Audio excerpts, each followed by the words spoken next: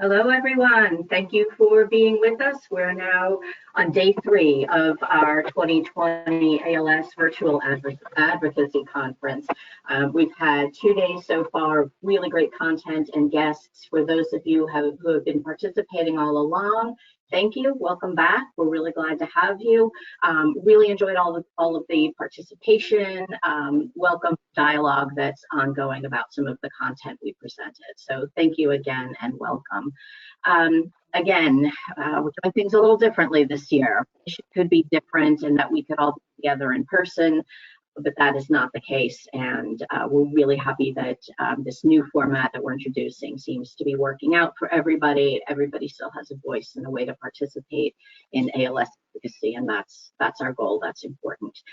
Before we get started, I do want to take a moment to thank our gold level sponsors, Alexion, Amylyx, Biogen, Genentech, Mitsubishi Tanabe Pharma America, and Pharma. Thank you, as always, for supporting our ALS community. And again, thank you to all of our partners. Before we get started, let's have a real quick visit with my colleague, Gail Norman, who can talk through some of the technical aspects of our presentation today, what to do if you are not getting sound or visual, how you can address questions to our panelists today. Gail, I'll let you take the floor. Thank you. Well, welcome everyone. I want to let you know that most of you will be muted except for the speakers, so you don't have to worry about muting yourself or anything like that. It's automatically muted. If you have questions, you can go up to the question box and type in your questions. We will respond to some of the questions, especially if they're technical questions or if you're having a problem with viewing the slides or something. We will respond back and try to help you and assist you in getting it to work properly. If you have questions regarding the presentations today, feel free to put those questions in there, and we will have times during the presentation where Morgan will ask those questions to our speakers. But thank you and enjoy the seminar today. Okay, thank you. I just wanted to point out that a lot of the content we'll be presenting today is in part thanks to the questions and requests that you have made.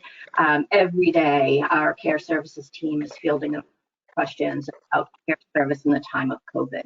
So you hear us talk a lot about that, but please do feel free to ask us questions outside of the COVID box as pertain to care services and some of the things you'll be hearing today. So without further ado, let me turn the floor over right now to Dr. Neil Thacker. Dr. Thacker is the Chief of Mission Strategy at the ALS Association. Neil? Hi, thank you, everyone. Can I have the next slide, please? So I wanted to talk to you again about our mission, which is to discover treatments and a cure for ALS and to serve, advocate for, and empower people affected by ALS to live their lives to the fullest. So I've talked about this as a way of centering each of our mission area discussions, advocacy, and research and now care services at each of these webinars because it really is the guiding principle behind everything that we do. We're basically trying to do 3 things. Find a cure, an effective treatment or treatments for ALS as quickly as possible, something that can benefit everyone as quickly as possible, or the right combination of treatments to help everyone as quickly as possible. The second thing, and related to that, is we want to help people with ALS live longer, as long as possible. And then the third part of that is we want to help people with ALS and their families live better lives. Our mission, you'll see, has this phrase, live lives to the fullest, and I think that means something different for everyone. The way that I define it in my working schema is wellness, so you're as healthy as possible, you have physical and financial security, and you have a life of meaning. You get to engage with the world the way that you want. You get to be a parent or a family member or an employee or a churchgoer or a neighbor or a friend, the way that you want in a way that's important to you. Next slide, please.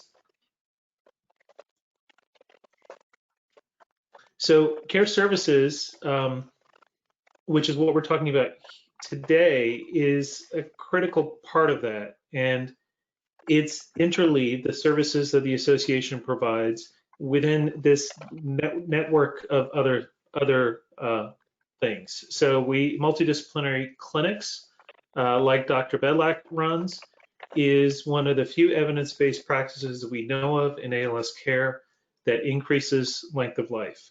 And so our chapters, which provide services locally, work closely with their multidisciplinary clinic teams and with the national office to do all sorts of things. So there's direct support. We provide some small, but some support and some guidance to clinics and these multidisciplinary teams. We help support them, we help start them. We also provide resources for people with ALS and their families. There's written materials, videos, online things. There's specialty programs. We run scholarships, youth programs, youth camps when COVID allows, and support with helping people get benefits, how to navigate government systems, private insurance systems.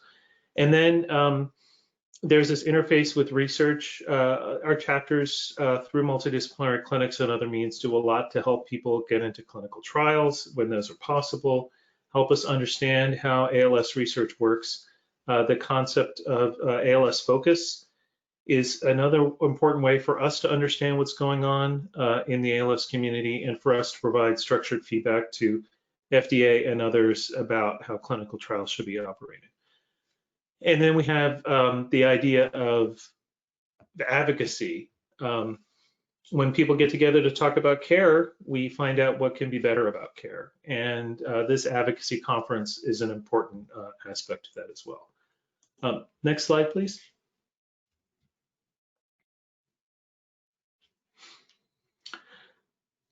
So there's a few things that we're trying to do here, and we're going to be talking about some of them today.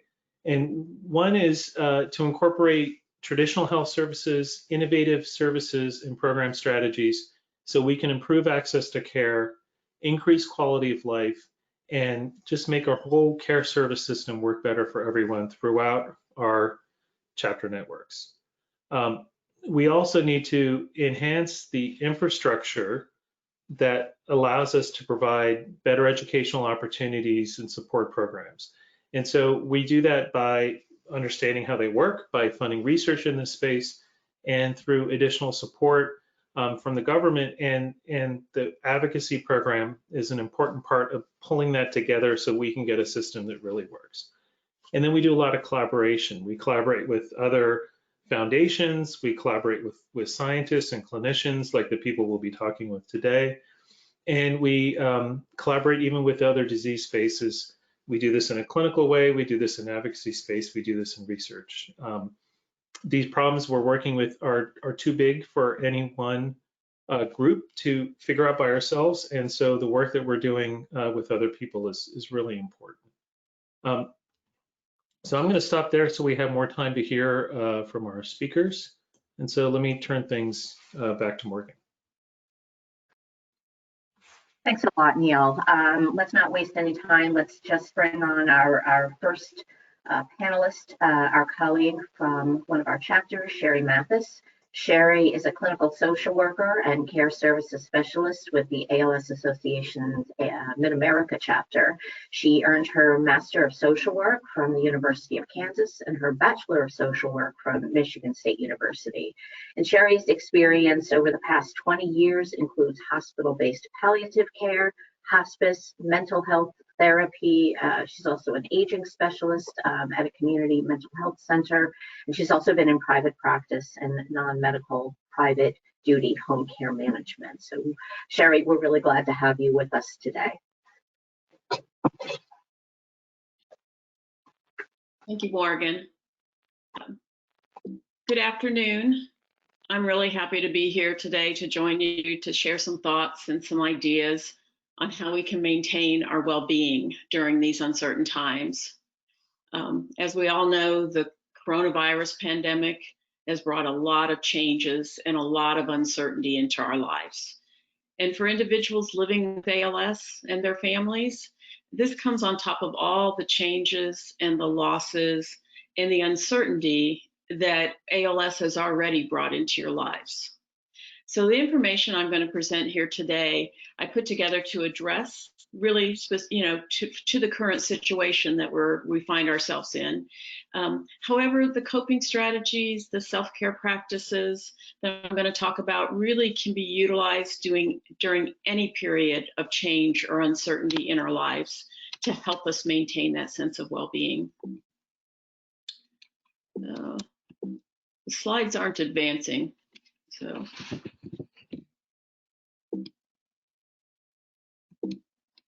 Okay, Gail or Markia, can we take the controls back and help Sherry by advancing these slides?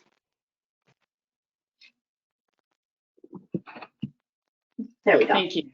Okay, so we don't really need to be reminded that these are difficult times. I think we're all sensing that. There's been a lot of changes in our lives, plans, events, sports, activities, trips have mostly been postponed or canceled, where many of us are working from home. Some, unfortunately, are unable to work right now, having been furloughed or laid off. Some are the essential workers that are working extra hard for all of us.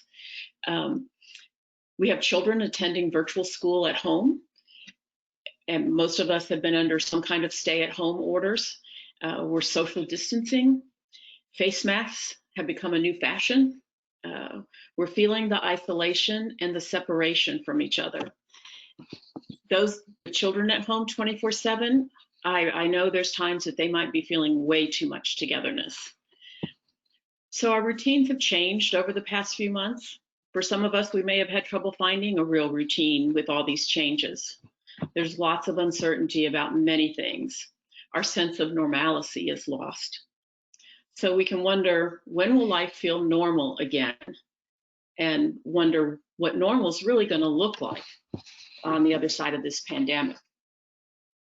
It's important really that we stop and acknowledge what we're each experiencing and feeling during this time. We must notice that we're struggling or that things are difficult in order for us to be able to address how to cope. For individuals living with ALS again and their loved ones, all of this can be intensified by the reality of being in that vulnerable population with this virus.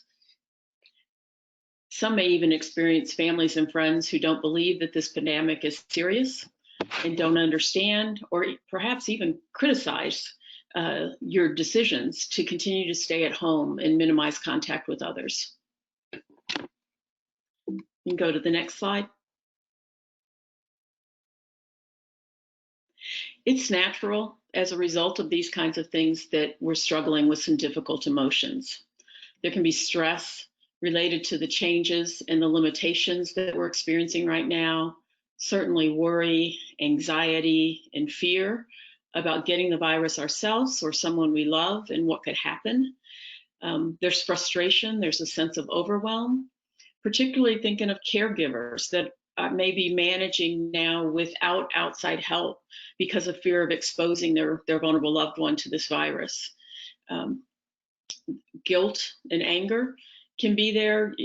A remote caregiver who maybe can't be there right now, either because they can't travel or maybe they live close enough, but again, they're trying to limit who comes into the home with that person with ALS. And so they may not be able to help like they'd like to right now and help that person and that primary caregiver.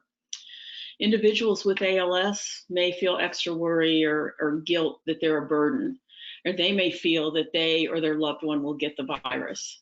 There's uncertainty that we're feeling about what's ahead, how long this virus will be here. Certainly loneliness as we feel more isolated from others and from our normal activities. There's sadness about the things that we're missing, loss of the events, the plans, and our sense of normalcy. Certainly grief for all the losses that we're experiencing, and perhaps even the loss of a loved one or someone we know to this virus. All these feelings are normal. They're normal responses to what's going on right now. So I encourage you to check in with yourself, acknowledge how you're feeling, because that's the first and most important step in order for us to cope. But remember, you're not alone. So we're all in this one together, especially this virus. And we're all subject to feeling many of these emotions. But we also know together we will get through this, as we have many other difficulties we've encountered in our lives.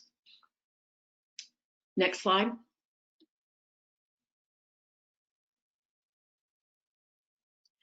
So having acknowledged the difficulties that are there and recognizing the normal emotions that that we are experiencing, I want to turn now to focus on strategies to help us cope with all of this. But before I go further, let's acknowledge that amongst those participating in this webinar today are individuals that are experiencing the significant physical limitations of this disease, and their caregivers. I've worked with many caregivers over the years in different capacities, and what I know is the thought of adding one more thing to their day just increases that sense of overwhelm. So I invite you to listen to these ideas I'm going to share today with the focus of finding just one idea amongst them that you can do that can help nurture and care for yourself and help build some resilience and coping ability with whatever difficulties and challenges that you're facing.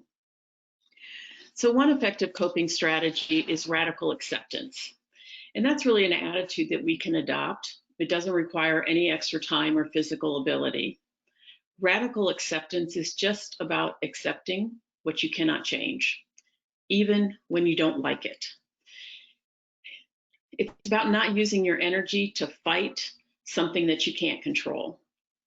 It's a willingness to let go of the things that you can't control, such as whether or not others are going to follow the rules of social distancing or predicting what will happen, even the amount of toilet paper that we can find at the stores. It's letting go of something we can't control, of how long this will last, or how others are going to, their reactions, their comments, or their attitude about your personal decisions. It's an attitude of accepting it is what it is. But then you can focus your energy on the things that you can control, such as choosing a positive attitude, how you choose to follow the CDC guidelines, your own social distancing, your kindness and grace. You can choose to turn off the constant news and use a trusted and official news source when you do get your news. We can choose to limit the social media. Definitely use the social media to stay connected with your friends and families, to look at cute dog, cat, baby videos. Those are always great. But limit the constant news, the news and the negative feeds that you often find on social media. And maybe consider turning off the notifications for a while. We can also find fun things to do at home: puzzles, baking, crafts, reading, or listening to audiobooks. And we can focus on the positive. We can focus on more positive thoughts, and we can focus on things that bring us joy and bring us relaxation. Uplifting music, humor, and laughter are always good. Enjoying our pets and our families. We can also reach for better feeling thoughts. We can catch ourselves when we're stuck in a worry or negative thoughts, and we can either choose a better feeling thought, a better way to say that to ourselves, or if that subject's too difficult, change the subject for a while. Select a subject that elicits good feelings, like puppies or babies. And it's important in part of our coping that we take care of ourselves, especially in these times of uncertainty and change. Next slide.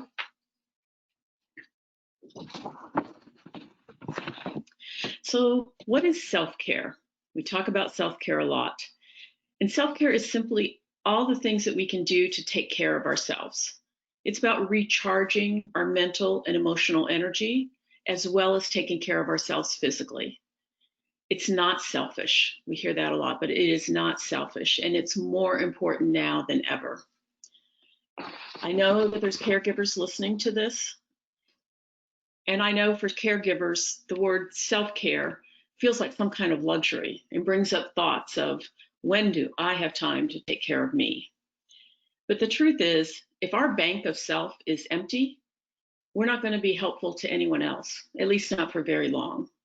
We need to know how to nurture and how to care for ourselves.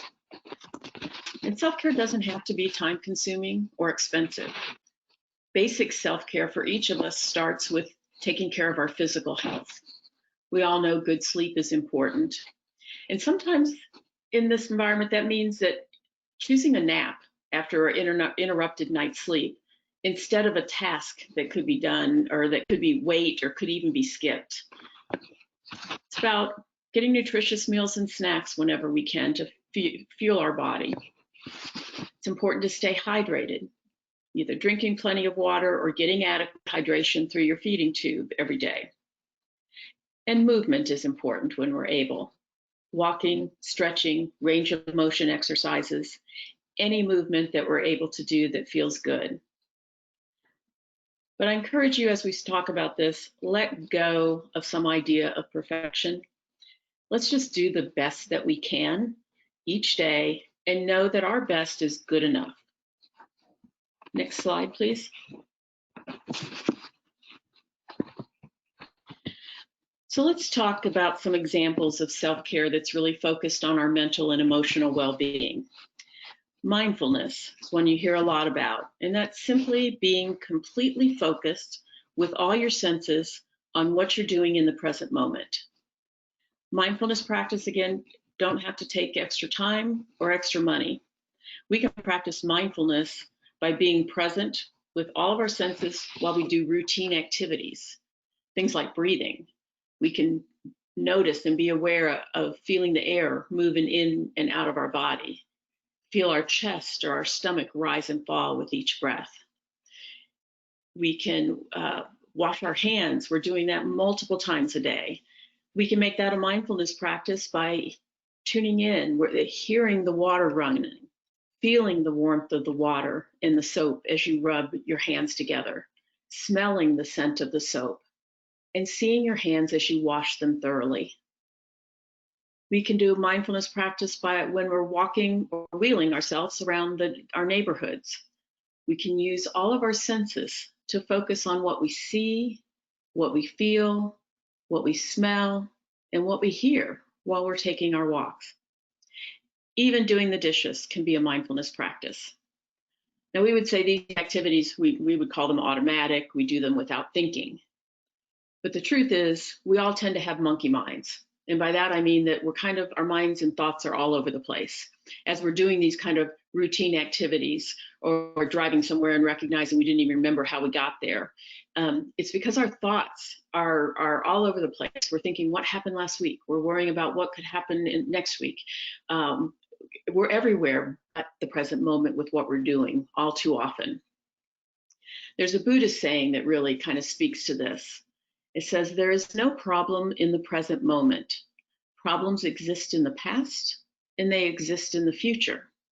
Now, the past could have been a few minutes ago, and the future could be a few minutes from now. But the more you keep that focus in this very moment through your mindfulness, the less stress you're going to feel. We can also choose to be a lot more mindful in our interactions with others by being fully present and not allowing our phones and other things to distract us, or even our thoughts as we're spending time with people that we care about. Grounding techniques are a further extension of a mindfulness practice. It's where you're using all your senses in a certain sequence to ground you right where you are. These are especially useful if you're feeling really anxious, stressed, or if you catch yourself kind of catastrophizing everything. So one example of that would be 5, 4, 3, 2, 1. You're going to acknowledge 5 things that you can see, 4 things that you can touch, 3 things that you can hear, 2 things that you can smell, 1 thing that you can taste. Another example, whenever you recognize that you're feeling really stressed or anxious, to simply stop and ground yourself right where you are by simply looking around, naming what you see, what you hear, what you feel, what you smell, what you taste.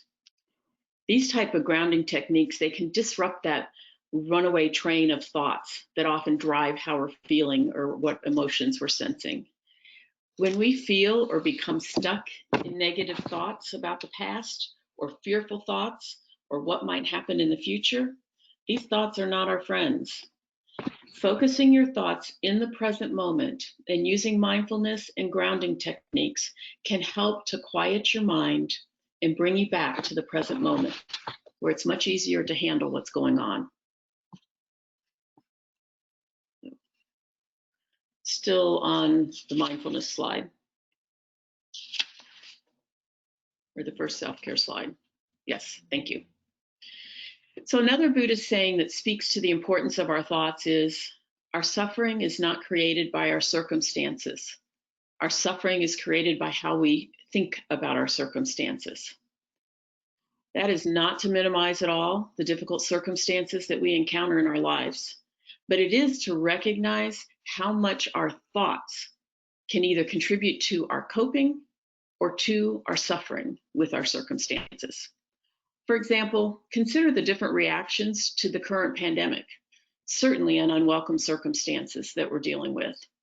Imagine the difference in how you feel when your thoughts are focused on resisting or fighting the CDC or other guidelines and looking at them as infringements on your personal rights, thoughts that are dwelling in fear, or thoughts that are catastrophizing all the things that could happen, versus someone who thoughts are more about accepting the parts that they can't control, putting their focus and their energy on the things that they can control, and thoughts that we'll get through this together as we have many other challenges in our life, big and small. Those two perspectives feel very different, and they're simply just a different way of thinking about it. These techniques and practices that we're talking about can help to disrupt a pattern of thinking that is not serving us and give us the opportunity to choose thoughts that can contribute to our sense of well-being. Another way we can take care of ourselves is with a gratitude practice. That's really just looking at things big and small that you're grateful for every day. You can list these in a journal, or you can write them on strips of paper and collect them in a jar. That can be a great family activity. And then you can review them when you need a boost if you're struggling to remember what you're grateful for. Gratitude is known to help us feel more positive emotions, and it is strongly and consistently associated with greater happiness. Journaling is another helpful practice. Writing down our feelings, concerns, and thoughts can give them a place to go and release them from that hamster wheel in our minds where they get stuck and we ruminate the same thoughts over and over. So I encourage you to try something like free flow journaling, where you don't worry about your spelling, your grammar, punctuation, neatness. You just let your pen or your keyboard flow with your thoughts as they come. Just keep it rolling and don't censor your thoughts. If you're worried that someone will see your journaling, then just shred it or delete it when you're done. So the exercise of getting the thoughts out of your head and written or expressed in some fashion is the benefit of this type of journaling. Positive affirmations, they're phrases or mantras that you can repeat to yourself, which describe a specific outcome or characteristic you might want in your life. You can use positive affirmations to choose and affirm how you want to feel. It's a great tool to help shift your mood and ease anxiety or fear in times of uncertainty. You can choose one or more that resonates with you, brings you some comfort, guides your focus. You can say them over to yourselves. You can read them to yourselves. You can post them around your house. For example, each day offers a new start to do my best. I am safe in this very moment. I find joy in the little things. I focus on my blessings. I am blessed, loved, and supported. Today is a good day. I am grateful for this day. Or you can simply use one word to repeat to yourself throughout the day or post around your house.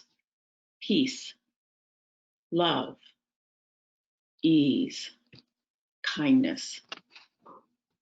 Notice how you feel after just listening to me read these positive affirmations out loud. If you feel even a little calmer or more relaxed or positive, imagine how you would feel if you affirmed these types of thoughts as you go throughout your day. It takes no additional time, but it can be a powerful way to nurture and care for yourself and help improve your mood. Now, being positive in times of uncertainty does not require that we convince ourselves that everything is fine. As we've discussed already, it's natural to feel worried, nervous, and concerned, especially in tough times.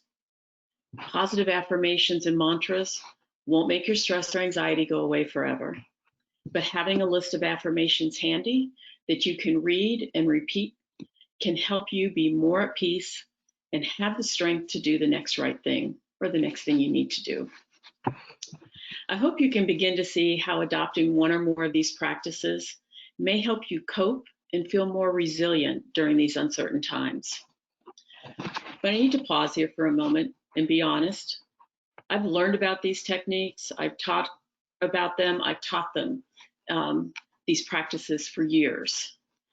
But I have to admit that I can struggle with doing these two consistently, especially in the moments when I'm feeling extremely stressed or anxious or overwhelmed. So I want to remind you, it's not about perfection, it's about practice. It's about choosing ways that we can nurture and care for ourselves and doing the best we can. Next slide, please. We can also take 5. Give ourselves a break anytime during the day. We can take 5 minutes to simply practice slow, deep breathing. We can focus on the experience of breathing, purposefully deepen and slow your breathing, and feel the tension release from our body as we do this. If we don't have 5 minutes, we can take less than 2 minutes to take 3 really deep cleansing breaths and let go of some of the stress. We can also take a 5-minute mini vacation through visualization. Just close your eyes, visualize yourself in a favorite place that you have been, or maybe create a space, a special place in your mind where you feel safe and relaxed. Then picture what you see, what you hear, what you smell, feel, and taste. Feel the mental, emotional break from even that brief visualization you can do. We can engage in relaxing or fun activities as another way of taking care of ourselves, to do the things that matter to us. We can engage in a hobby or something that we enjoy, reading or listening to an audiobook, cooking, baking, gardening, playing cards or games, listening to our favorite music, spending time outside in nature on these beautiful days. We can walk or wheel ourselves around in our neighborhood, enjoy the fresh air just sitting next to an open window. We can meditate or pray. We can dance like nobody is watching or sing like nobody is listening. Spend time with your family, your children, your pets. We can watch a movie, a favorite TV show, or funny YouTube videos. Those are always great. What's important is that we take time to do some of the things that we enjoy. And we can stay connected to our loved ones and friends. That is so important during this time, and it's an important part of caring for ourselves. And as we've seen and discovered, there are many, many ways using technology for us to stay connected, even during a time of social distancing. We can also find the silver linings. In almost every difficult time, there is silver linings. Right now, we're having time to slow down. Our environment is benefiting. We have more time to spend with our loved ones. You might be saving money on gas, car maintenance, even makeup. You might have more time to finish projects that you just never seem to get to. And we can also adapt a healthy perspective as a self-care practice. Things like, this too shall pass. Don't sweat the small stuff, let it go, and focus on what's really important. So I again encourage you just to select one or two of these ideas and practice them every day. The more you practice, the more they'll become second nature and easily available to you during stressful times. Next slide, please.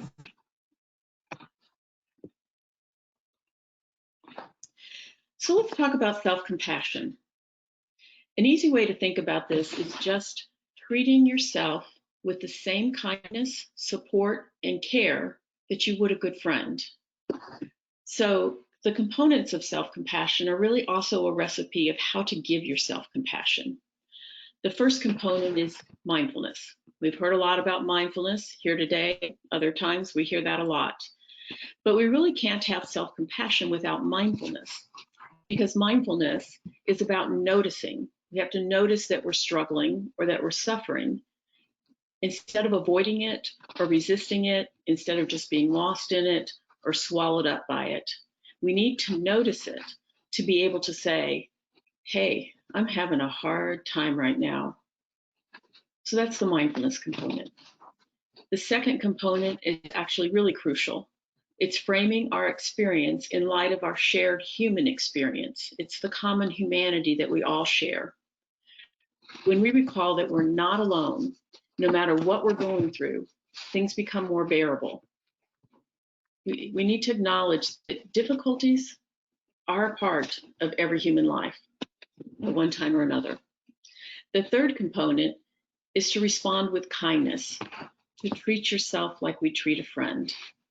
Most of us easily treat our friends with warmth and tenderness and patience when they feel they're struggling or falling short at times, or they're being really hard on themselves. But we're much, much harder on ourselves and don't tend to bring those same qualities of compassion in the same kinds of situations to ourselves. Instead, too often we're self-critical and we ruminate on our shortcomings and our perceived failures. We might say things to ourselves like, you're so stupid. You can't handle anything. You'll never get this right. You're not smart enough. Those things feel really awful, and they're not things that we'd ever say to our friends. So listen to yourself at times. Listen to that self-talk and ask yourself, would I say these things to a friend in this situation? And if not, choose to talk to yourself with more compassion and the kind of compassion you would to a friend. So there's misconceptions about self-compassion. Some people confuse it with self-pity. When individuals feel self-pity, though, they become immersed in their own problems and they forget that others have similar problems. It's sort of a woe is me. They feel like they're the only ones in the world who are suffering. Self-pity, you get wrapped up in your own emotional drama, and it can keep us really stuck in anger and in emotional pain and alone. On the other hand, self-compassion allows us to see the related experience of ourselves and others without the feeling of isolation or disconnection. It allows us to adopt a more balanced or objective perspective. Okay, so no one's perfect. That didn't go well, but I can try something else. Perspective is so important. We actually feel more connected to others in our struggles as opposed to separate from others with self-compassion. Self-compassion is also very different than self-indulgence. Sometimes people are reluctant to be self-compassionate because they're afraid they would let themselves get away with anything or become lazy. We think that self-compassion can mean things like sitting on the couch and zoning out while watching TV for hours and hours, or shirking our responsibilities and being solely ruled by short-term pleasures, letting self-gratification dictate our actions. This, though, is self-indulgence rather than self-compassion. Self-compassion involves turning towards what we are experiencing with care, whereas self-indulgence involves turning away from what we're feeling, often in an attempt to just feel better. It's a difference between having a bowl of ice cream as a treat versus indulging in eating a whole gallon of ice cream. It's a difference between holding yourself accountable with a harsh, mean tone and intention toward yourself versus holding yourself accountable with a loving, kind tone and intention that you would give to a good friend or a child. When things are tough or when you're struggling, are you your own compassionate, caring ally? Have your back? Or are you your own inner critic, inner enemy, cutting yourself down? Clearly, there's more strength and resilience as an ally than as an enemy. Self-compassion involves being kind and caring towards yourself rather than harshly self-critical. It involves framing imperfection in terms of our shared human experience and seeing things clearly without ignoring or exaggerating the problems. So why is it so important? It's important because it's about learning how to hold our struggles and ourselves in a loving embrace just as we are. Instead of just ignoring your pain with a stiff upper lip mentality, you stop. You tell yourself, this is really difficult right now. And then you ask yourself, how can I comfort and care for myself in this moment?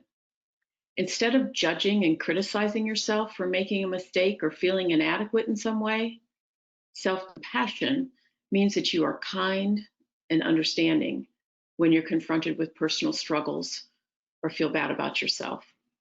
We all know the truth is things will not always go the way we want them to. We're going to encounter frustrations, losses will occur, we'll make mistakes, we're going to bump up against our own limitations, we're going to fall short of our ideals.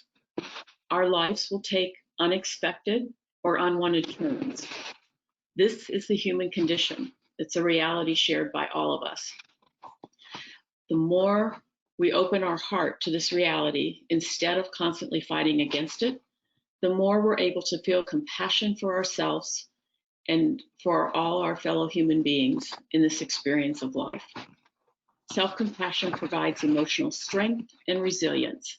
It allows us to admit our shortcomings, forgive ourselves, and respond to ourselves and others with care and respect to be fully human.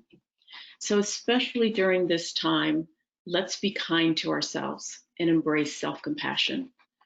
I encourage you to show the same love and compassion to yourself that you would to a good friend. Next slide. And I invite you to accept that it's okay. It's okay to not feel okay. It's okay to not feel motivated to plan and prepare your healthiest meals right now. It's okay if everything's not getting done each day. It's okay to acknowledge how you're feeling and not always be at your best. These are not normal times for any of us, and it's okay. Next slide.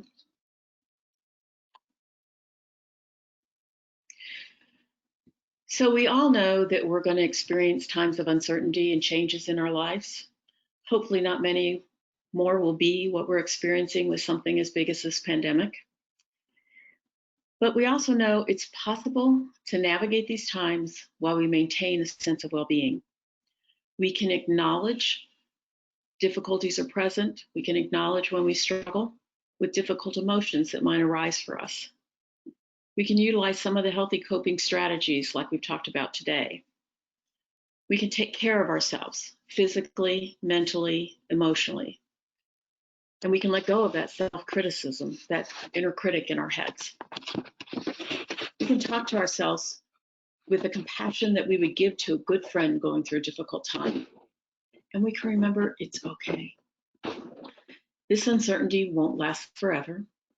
We will get through this together, one day at a time, sometimes one moment at a time. So be kind to yourself. Thank you. I'm happy to answer any questions.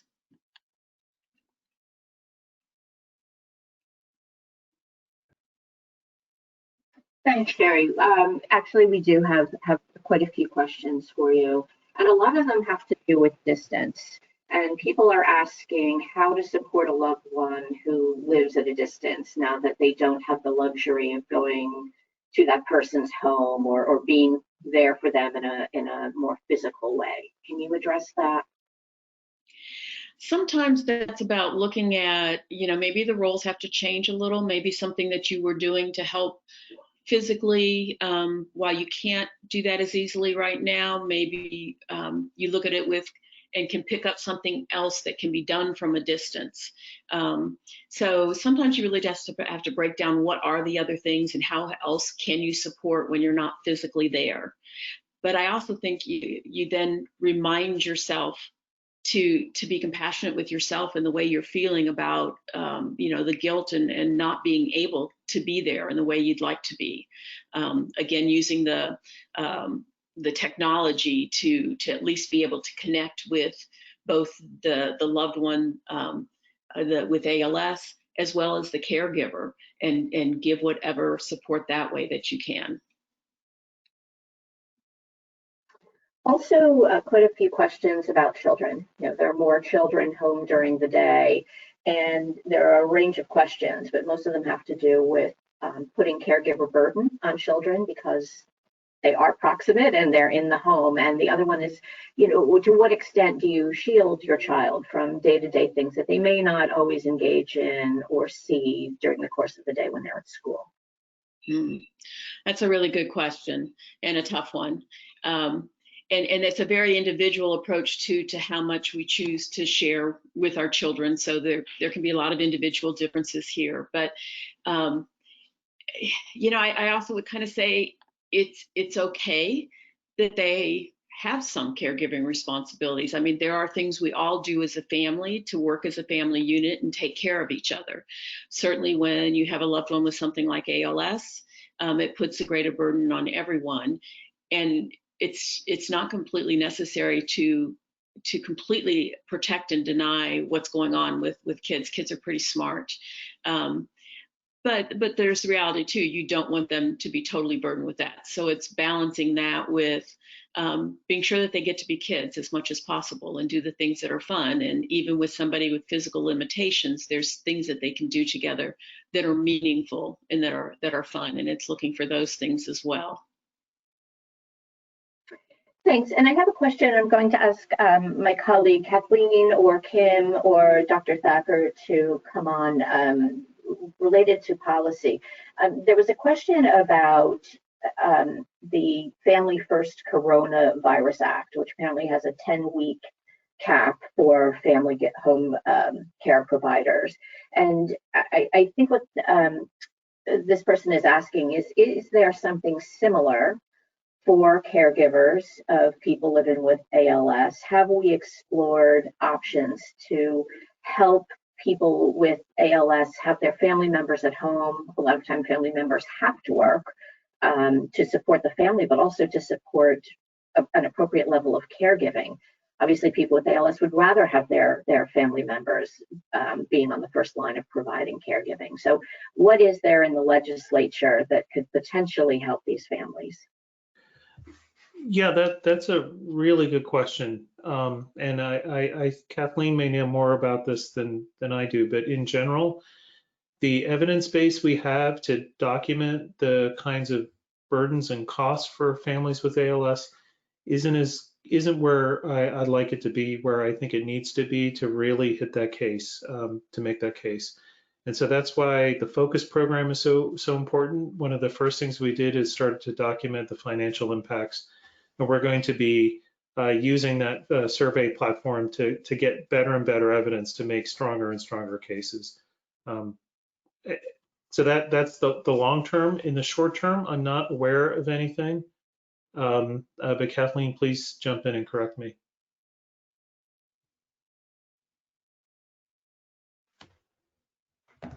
Well, I think since she's not correcting me, I think what I said is correct then. But the short answer is I'm not aware of anything. We've been focusing on SSDI, which is not the same. It's a step in the right direction, and I think we need to build up our evidence and make a stronger argument. Okay, thanks so much. I have a question now that spans both caregiving and the medical aspects of ALS in this situation we're in with COVID-19. And Dr. Bedlack, you may want to weigh in on this question as well. It'll be a nice segue to your section. A woman is explaining that her husband has ALS, but still very good respiratory function. But he doesn't subscribe to the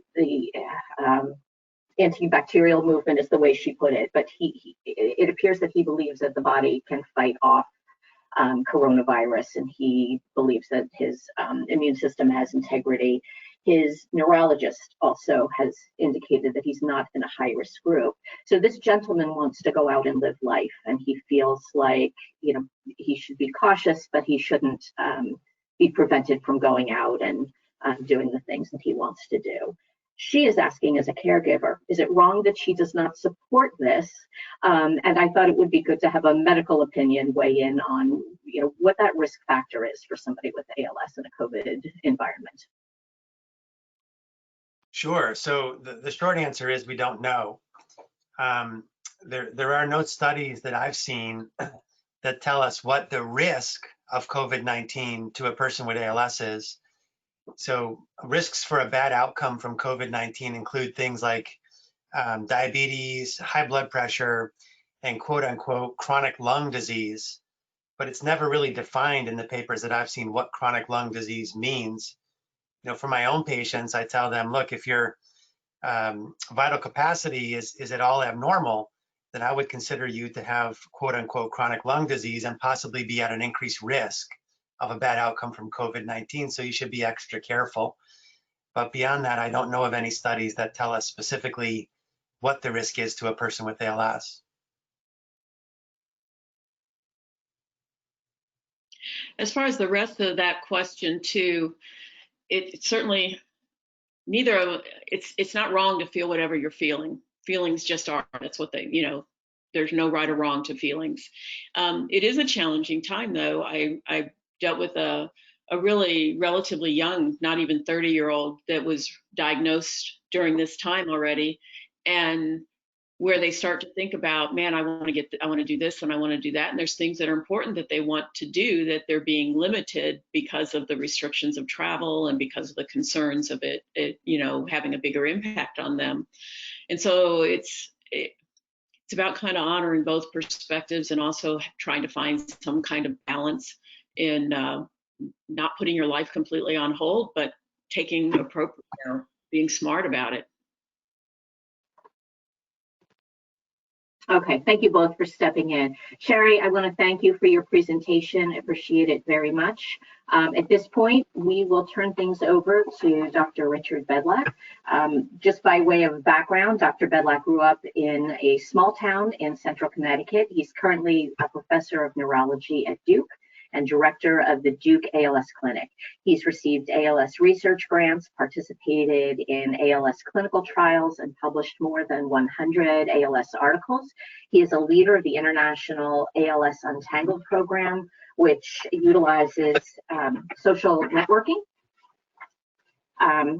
to investigate alternative and off-label treatment options for patients with ALS. He's also the leader of the ALS Reversals program, which attempts to understand why some people with ALS recover from it, and he's trying to make this happen more often. So Dr. Bedlack, thank you for joining us. Well, thank you very much for having me today. I'm very excited about what I get to tell you about today, which is telemedicine. I don't seem to be able to control the slide, so I'll just ask you to switch those for me if you could. And so I'm gonna go through this outline today.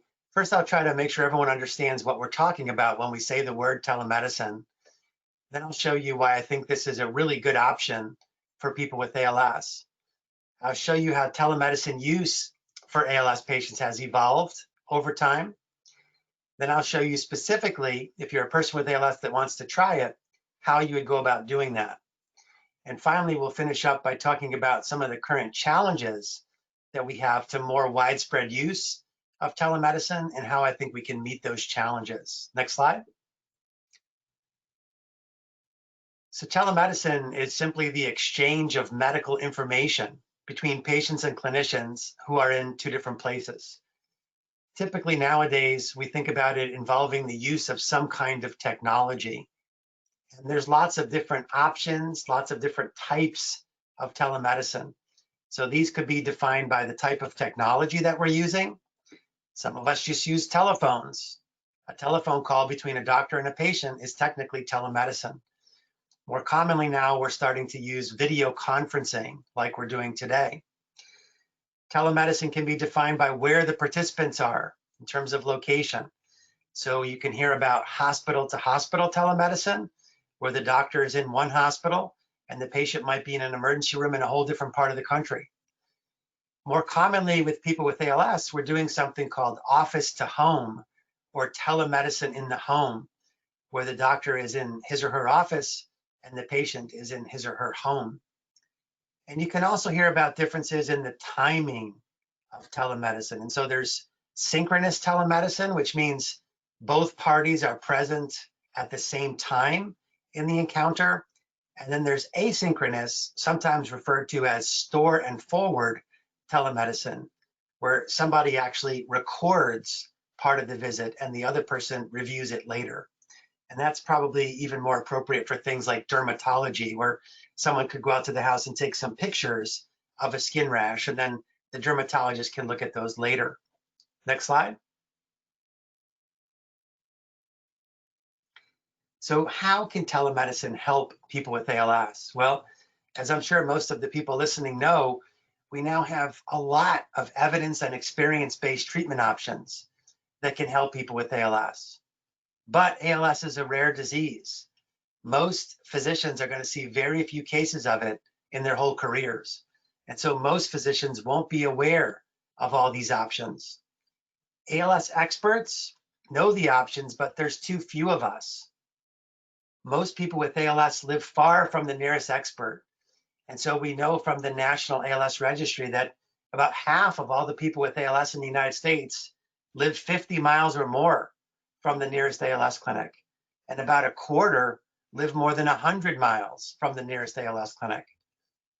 To make matters worse, travel becomes more difficult as people with ALS become more disabled. Next slide. So I think telemedicine is an ideal way to connect people with ALS who might have difficulty traveling to faraway experts who know about all the different treatment options that can help them. And this is sort of a schematic of what it looks like. There's me, an ALS expert in my office, connecting to a person with ALS far away in their home, and that connection has a lock on it to show that it's secure. Next slide. So how has this tool evolved for use in ALS? Well, believe it or not, the first mention of telemedicine that I can find was in 1924, a few years before the television, never mind the computer, was even invented. And it appeared on the cover of Radio News magazine. It looks to me like Norman Rockwell may have drawn this, but believe it or not, that picture is not too different from the way telemedicine looks today. It was a long time from 1924. It was the late 1990s when hospital-to-hospital telemedicine started to become popular in the United States. It became popular for treating people who had acute strokes. And this was because we developed a clot-busting medicine called TPA that suddenly became available. And a lot of smaller hospitals were not confident about using this. And so they wanted to connect with doctors in larger hospitals who had more experience. Next slide. The first use of telemedicine in ALS appears to have occurred in 2006 in the Netherlands. And so on the left-hand side of this slide, you can kind of see what the technology looked like back then. And one of the nice things about this is that the group that was doing this actually did a survey, and they asked patients, which kind of care do you prefer for different things, telemedicine versus face-to-face care? And you can see the results of the survey there on the right-hand side of this slide. And so when it came to managing symptoms or discussing first-line treatments, most people with ALS actually preferred to do it through telemedicine. But when it came to some of the more emotional conversations about disease progression and particularly end-of-life preferences, most people with ALS preferred those conversations to happen face-to-face. Next slide. The first uses for telemedicine for people with ALS in the United States took 7 more years to arrive. So around 2013, Dr. Selkirk at the Cleveland VA and myself at the Durham VA started to use this for our patients. And you might ask, why did it take 7 years to get here? And why did it first start at VAs? Well, up until recently, there was no way to bill insurance for telemedicine in the home. So there was no way to do it outside of the VA. Most hospitals outside VAs had no approved platform, no platform that the hospital felt was secure enough to offer this tool to people with ALS. And believe it or not, many states had laws that prevented doctors from crossing into their state, even through a video visit, to deliver care. So if you wanted to see people in other states via telemedicine, you often had to have licenses in all those states. Now, the VA did not have any of those rules, and that's why it started there. But one of the things that we learned from those early VA tele-ALS clinics is that the quality of care that can be delivered through telemedicine is just as good as the quality of care that we can deliver in a face-to-face visit. And so what you can see on the right-hand side of this slide is a survey that was done by Dr. Selkirk, looking at the quality of care in his veterans with ALS and comparing the ones that he saw in clinic to the ones that he saw through telemedicine. And about the same percentage of folks were on riluzole, about the same percentage of folks had non-invasive ventilation, had home health care, had communication devices, had feeding tubes, and were utilizing hospice. And when he looked at outcomes like survival and progression on the ALS functional rating scale, interestingly, patients who were receiving care through telemedicine seemed to be doing better. They were living longer and progressing more slowly. And it's still not quite clear why that might be. Next slide. And so over the next few years after 2013, a few academic ALS clinics started to offer telemedicine in the home to people with ALS. They did this by getting philanthropy. So for example, at Duke, we got a grant from the North Carolina chapter of the ALS Association that allowed us to start doing this half a day per week. The platforms that our institutions allowed us to use were sometimes not the most user-friendly. There was a real emphasis on security, and so many times these were difficult for patients to download and use. Most of us could not find a way to cross state lines outside of the VA, but the good news is, as more and more of us started to do it, we started to get more and more data.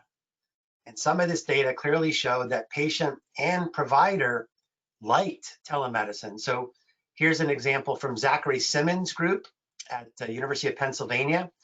And you can see on the right-hand side of this slide some different questions that were asked to patients, caregivers, and healthcare providers. And so you can see that all groups felt that telemedicine offered just as good of an ability to communicate, that we could understand each other's concerns, that we could deliver recommendations, that we could provide adequate time, that both groups were comfortable, that it was helpful, that it was fairly easy. And you know, patients and caregivers felt like they would want to use this tool again. Another interesting thing that came out of these surveys is that once again, we saw that healthcare teams at least felt like patients a little bit more uncomfortable with some of the more complex and emotional conversations that take place between doctors and patients. The other thing we learned is that there can be a lot of cost savings utilizing telemedicine. And so Dr. Paganoni at Mass General Hospital did a cost analysis and found that telemedicine visits could save patients about $1,000 a visit. It could save the healthcare system about $300 a visit. Next slide. So things were still moving along pretty slowly with the growth of telemedicine for people with ALS until March of 2020 when COVID-19 struck.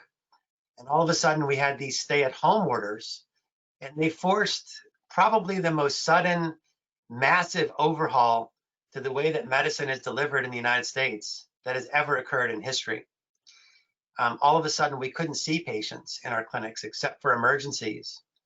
And amazingly, Medicare and many private payers suddenly created new billing codes that allowed us to utilize telemedicine in the home. And institutions suddenly allowed us to start using more user-friendly platforms like Zoom, and in some places even FaceTime. And finally, interstate barriers fell, allowing us to cross just about every state line to offer care to our patients. Next slide. And to show you the effect of all those changes, at Duke, across our entire institution, as of January 2020, we were offering about 100 telemedicine in the home encounters every month. And 20 of these were being offered to people with ALS. And just 4 months later, we're now doing 2,000 telemedicine in the home encounters every day. And most of the 450 ALS patients that I take care of are currently being seen this way. Next slide. So if you're a person with ALS and you've never done this and you want to kind of understand how you would do it, the first thing is to reach out to your doctor to see if they're able to offer you this option.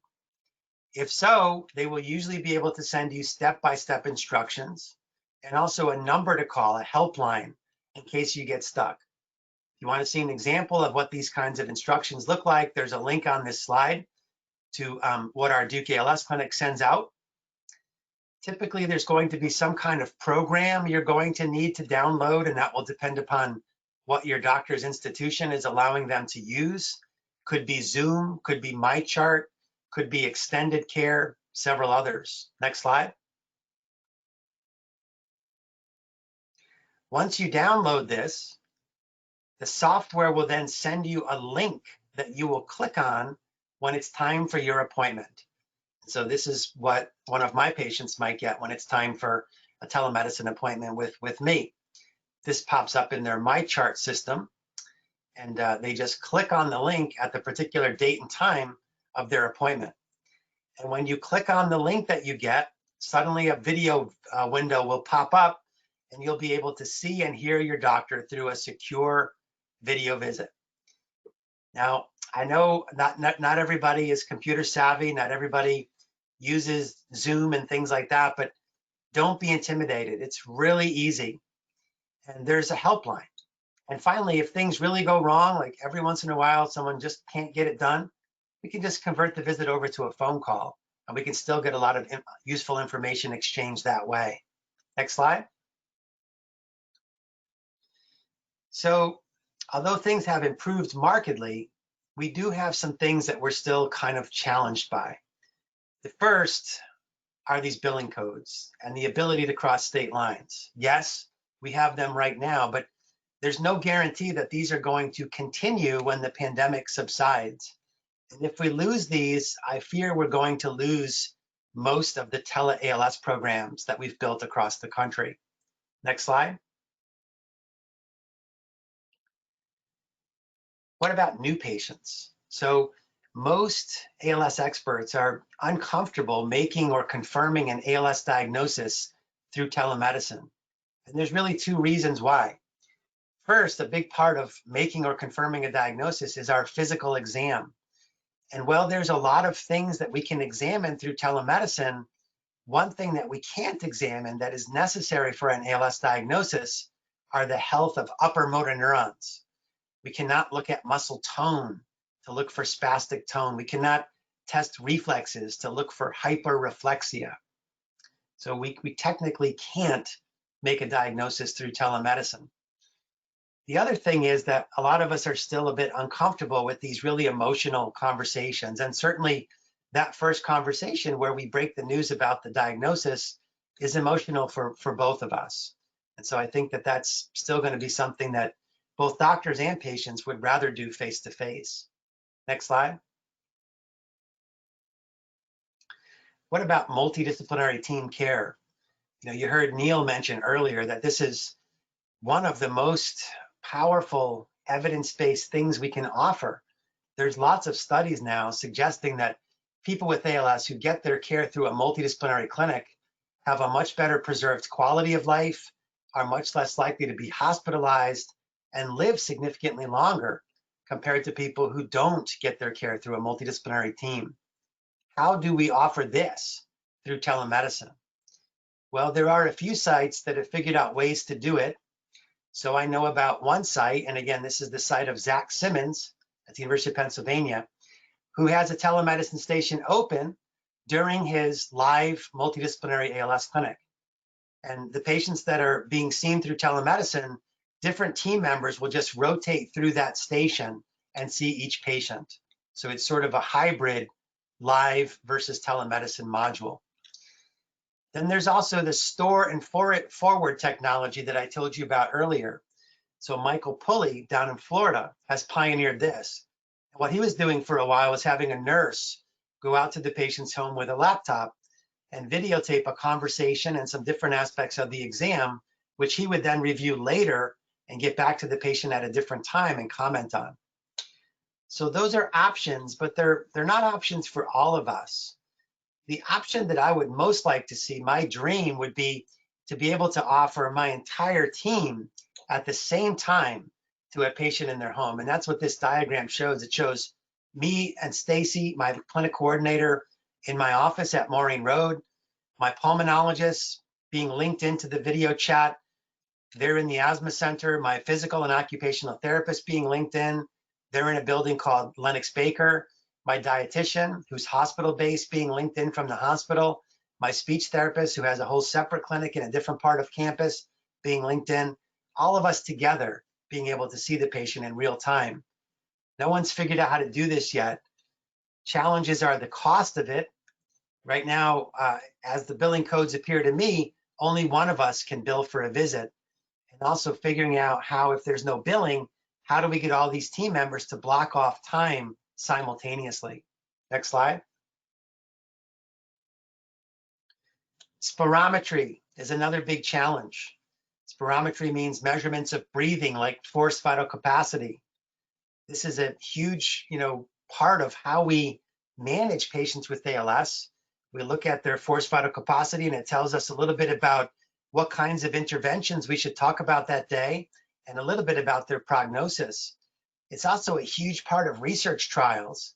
Many trials have a forced vital capacity entry criteria. So if we can't measure this, how do we decide if patients can enter the trial? Next slide. And then research visits in general.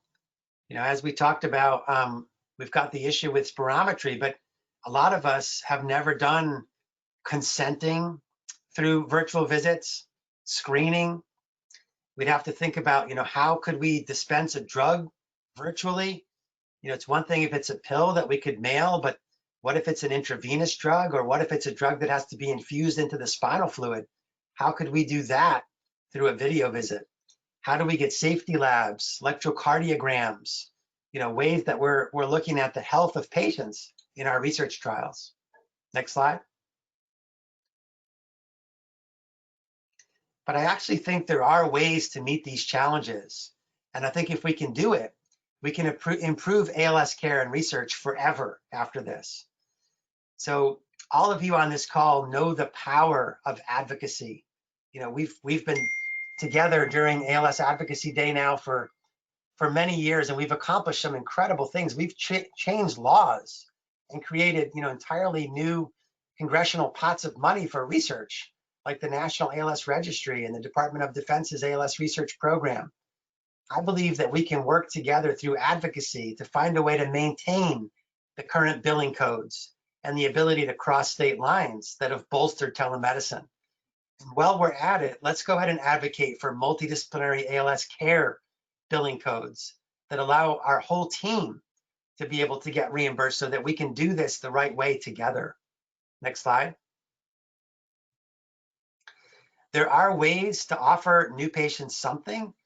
It's what I would call education-only visits. And so the way that I've been doing this at Duke is that Duke has partnered with a company called Sumis Global. And so patients around the world who want to have an education-only hour-long teleconference with an ALS expert can sign up through Sumis. And this can be done just like we're doing today. These calls are not the same as a telemedicine visit, though. This is not the assumption of care. So this is the difference would be if a person said, well, what do you think about Riluzole? I would say, well, here's what I tell my patients, as opposed to you should or shouldn't take it and I'll prescribe it for you.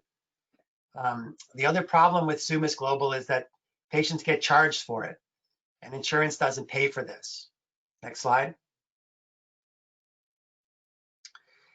We're learning that there may be ways to do spirometry through telemedicine. And so just recently, one of my colleagues, again, Zach Simmons, figured out that there are ways to teach people how to use spirometers and coach them virtually. And once you do this, their measurements of pulmonary function are just as good as the measurements that our respiratory therapists in clinic are making. And so what you can see there are the graphs of patients versus respiratory therapist obtained forced vital capacity and maximum inspiratory pressure. And you can see that those lines are almost right on top of each other, meaning that patients are doing a great job. There also are surrogates or substitutes that people have been using in other diseases that tell us a lot about how much forced vital capacity someone might have. For example, there's a test where you ask someone to take the deepest breath they can and then count out loud for as long as they can do it. And it seems like being able to count to at least 20 correlates with a forced vital capacity of at least 50% predicted. Next slide. So, I mean, again, I want to say that I think this is a tremendous time. I think we've, adapted more quickly than we ever have in the history of medicine in response to COVID-19. I mean, telemedicine's been smoldering for 80 years and it just exploded in the last 2 months. And it's my hope that we can use advocacy to capitalize on all these gains and that we can use our innovation to change the way that we offer care and especially the way that we offer research now. And ultimately, I think that's going to make the way we do things better in the long run. It's going to make it easier for patients with ALS to get care through experts and multidisciplinary teams. And it's going to make it a lot easier for them to participate in research studies. I'll be happy to take any questions at this point. Thanks, Dr. Bedlock. Really appreciate that. And we have lots of questions for you. So stand by. Several questions about preferred devices to use for a telemedicine visit. Is there a preference on your end as the physician as to whether that person is talking to you via a laptop or a mobile phone or a desktop computer? No, there's no preference from the physician side on what device a patient is using. We want them to use whatever device they're most comfortable with, as long as it's compatible with whatever software our institutions are making us use. And for those who are relying on assistive technologies like an eye gaze, are most of the softwares that you use compatible with that kind of technology? No, but I have several patients that are dependent upon eye gaze that I take care of, and I just ask them to have a caregiver with them, to help them get onto the visit. But that's definitely an area that we can improve upon as well. And a related question to that is, would you recommend for almost anybody to have a home health aide or a caregiver standing by to help that person address symptoms and talk about different abilities or progressions? Yeah, I mean, I always encourage my patients to bring folks with them to clinic because sometimes, there's so many things that we're talking about in the clinic that something important is forgotten. Either by the patient who's forgetting to tell me about something that was bothering them, or something that I told them that they forgot when they left the clinic. And so, it's much better to have as many brains as possible in the room to try to remember all the issues and concerns that the patient wants to talk about, and also to remember all the things that we talked about as far as potential options for addressing those. Okay. And we're talking a lot just in the environment today about telehealth and telemedicine. What is the difference between the two, or is there one?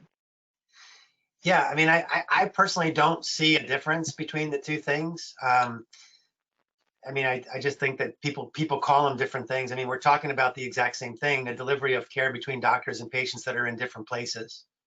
Okay. Several of the folks in our audience have been participating in research projects or clinical trials that are on hold. Do you recommend that they do anything in the interim to continue any progress that they may be making in the trials?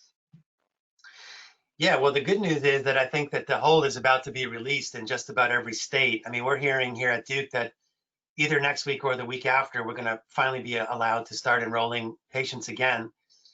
The other piece of good news is that a lot of trials are either converting to be entirely virtual or converting to a lot more virtual visits. So for example, there's a trial at the NIH of an antiretroviral regimen targeting something called human endogenous retrovirus K. It's a very exciting possible cause of ALS in some patients. That trial just in the past month has converted to be entirely virtual. And people can find out about that trial on clinicaltrials.gov. They can be consented, screened, enrolled, and complete the entire study without ever having to travel outside their home. We're about to launch a trial here at Duke of a product called ferrocurmin, a form of curcumin. And I know some of you probably are nodding your head, realizing I've been talking about this for years, but there's a lot of unusual things about this trial. It's taken me an unbelievably long time to get it to open, but it's very close. I have the product. I'm just waiting on the final IRB approval. And even if something happens and the pandemic swarms back and everything gets locked down again, virtual trials like the one at the NIH and ferrocurmin will be able to continue because there's no reason anyone needs to leave their home to participate in those. Well, let's stay on that theme for a minute. If I could ask you to look into your crystal ball, what do you see in terms of trends for clinics reopening? And do you think that whole process is going to look very different in the near future?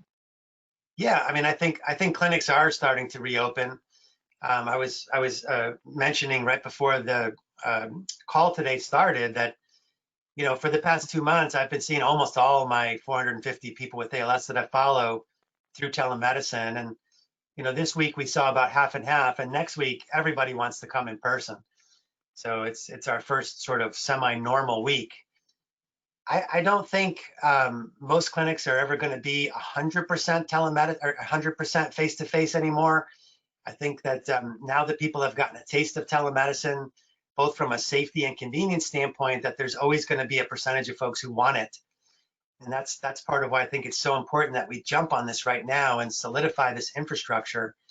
And I think there's, for a long time, until we get a vaccine, going to be screening at the door of clinic and probably limitations on the number of visitors, and that doctors and patients and visitors are going to have to wear masks. I think that's all going to continue for quite a long time until we get a vaccine for this.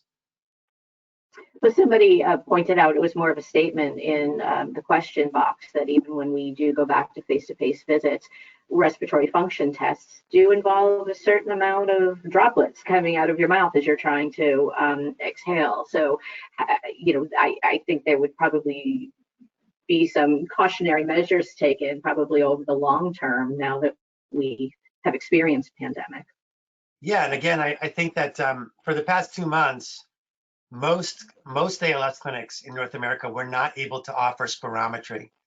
And now we're starting to see that relaxing a little bit. Like, I'm offering spirometry now in my clinic through a couple of very experienced respiratory therapists who have the proper PPE.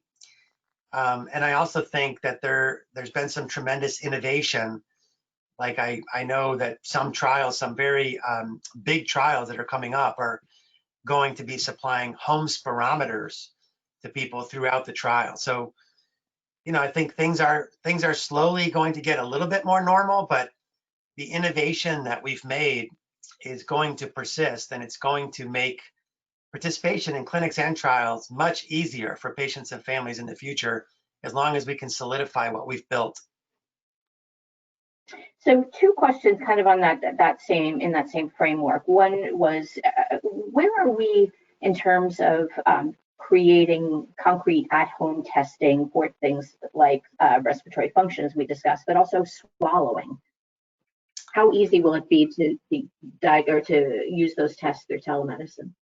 Yeah, well, so if we can get the home spirometers out to folks, that seems to be really simple and easy to use. It's just a matter of getting the devices and getting people trained.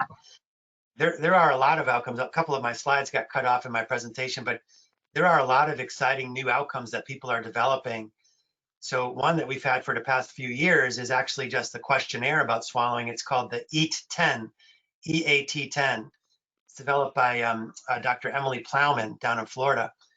And it turns out that the answers to these questions correlate beautifully with, face-to-face objective swallow studies that we do. So we can get a lot of information through that questionnaire now. And people are even developing a lot of like app-based outcomes that we can use through telemedicine. For example, there are several companies now developing app-based technologies that analyze speech and can tell us a lot about the progression of the disease, not only in terms of speech, but it turns out those also correlate with measures of respiratory function and swallowing too. So, I mean, I think we're just on the edge of the innovation that's going to be happening here in the next year. But I do think that that's going to give us a lot more options in the future if it stays around or something worse comes. Okay, well, maybe a silver lining to compensate for all of the horrible things that have come out of the pandemic. Turning to policy-related questions. Of course, there were provisions for telemedicine made as part of the CARES Act during the pandemic, but a lot of commercial companies are putting an end date on their coverage for those visits. So what are there in terms of policy initiatives on the table now, or that we should be pursuing to require continued telehealth for people with conditions like ALS? And I'll open that up to Dr. Packer as well. Yeah, I'm not the policy expert. You have people that are more policy experts than I am, but I've seen, the advocacy efforts that we've teamed up on in the past move mountains. I mean, to me, it seems like, we've got to first go to CMS and just explain to them, how this has revolutionized care and how important it is that we maintain these billing codes. And it seems like what we get CMS to do, a lot of private payers follow. So you've had success with that, with assistive technology and, with complex rehab, and most recently with ventilators. And hopefully we can, use the same sorts of methods that we use to solidify that infrastructure, to solidify the telemedicine infrastructure. Absolutely. And if I can add into Dr. Bedlack, thank you so much for bringing advocacy to the forefront. Even before the pandemic, we were actively advocating to be sure that telehealth was available. We agree with you 100%. It should be available after the pandemic. And in terms of covering some of the codes that you were talking about, we've been actively working with an ALS clinic and the American Speech, Hearing, and Language Association to be sure that the codes that are specifically related to speech generating devices in terms of diagnosing someone, do they need that kind of device, and also swallowing. So happy to connect with you after that, but we're currently, we have a request into CMS to get that changed. The other thing I wanted to address is we're working with the American Academy of Neurology. We actually have developed a partnership with them. We initiated it. And we are very interested, we will continue to work with a neurologist and anyone else who wants to find funding for multidisciplinary care, as you described. You're 100% correct that when you have a number of professionals who are doing the work on a teleconference, that everyone should be properly reimbursed. And so that's a very high priority for us. In terms of crossing state lines, we agree with you 100%. The federal government should step in and make that happen. It does happen in some states. It's largely a state issue, but we think the federal government should step in and make it consistent across all the states. We were actually very active in getting therapists to be included in the telehealth, and now we just need to be sure that they can do it across states. Because as you pointed out, sometimes people living with ALS have to travel to a different state to get the care they need. So we're 100% with you, and I look forward to working with you more on that. Sounds good. Let me know how I can help, Kathleen. Well, thank you, Rick. And as Kathleen is alluding, and as you brought out, these issues, some of them are very complex and they're technical. And Kathleen and her team spent a lot of time not only working with Congress, but working with Medicare as well to sort of untangle this mess of regulations and make them more supportive for people with ALS. I think the main message that sort of ties this issue together with all of the other issues for the people watching is it's so important that you tell your stories to your Congress people when you're on the phone with them, so they can get a sense here of what it is that you're dealing with on a day-to-day basis. I can come in and give facts, and Kathleen can give facts, and we can tell some stories and put some things together. But it's really you that they're serving, it's you that they want to please, and it's you that can touch them here. And we can come in later on, and when we have the data, when we have the evidence, when we have all of our coalitions, we can come in with those letters and those fact sheets and stuff, and it will resonate with them because they're going to remember you. So I'm deeply grateful for the hundreds of you that have stayed with us through these 3 sessions. I'm looking forward to you following through and engaging with Congress folks, as many of you have been doing for a long time. I'm deeply grateful that we have clinical and scientific leaders like Rick, who are willing to spend his time with us and offer his guidance. And then we have people working for the association like Sherry, who can really help guide us through a very unusual and difficult time. So I can see on the little side chat that I'm getting here that there are a few URLs that are being passed back and forth. So I want to thank you and then pass it back to Morgan if she has any more details or comments for us. And I know we're going to make the slides public as well. We are. Actually, I wanted to mention that we've already posted day 1 on our advocacy conference website. That's ALSadvocacyconf, that's CONF.org. And we'll be getting them up just as soon as we process the webinars from yesterday and then today's. And let me again thank our gold level sponsors, Alexion, Amylyx, Biogen, Genentech, Mitsubishi Tanabe Pharma America, and Pharma. We really appreciate your support for the whole ALS community. Very much appreciate our partners, and we appreciate you and are grateful that you took time to join us over the last 3 days for these webinars. It's not over yet. We have a lot of activities coming up the first week in June to make sure that our voices are heard on Capitol Hill. Let me thank you again, and I will let you go. I think we're almost exactly on time for this particular webinar. So I'll end it here.